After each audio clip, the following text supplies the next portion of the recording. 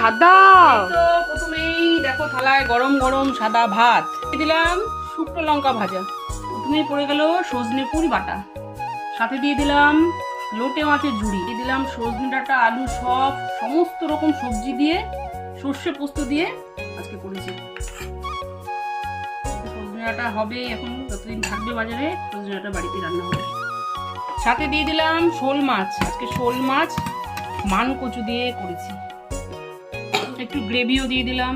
দিলাম চিকেন, আজকে চিকেনটা কষাই করেছি, তবু আছে চিকেনের মধ্যে কিন্তু আলু দিয়েছি, তো গ্রেভিও দিয়ে দিলাম।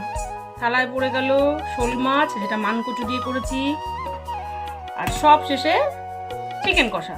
না, শুক্রবার একদম দুর্দান্ত থালি পুরো রেডি, পেয়ে যাবে 2 রকমের মাছ, সাথে বাটা, চচ্চড়ি, চিকেন, সব কিছু। আর বাটাটাও যে স্পেশাল জানো তো, এটা হচ্ছে সজনে ফুলের বাটা। চটপট শুরু কর।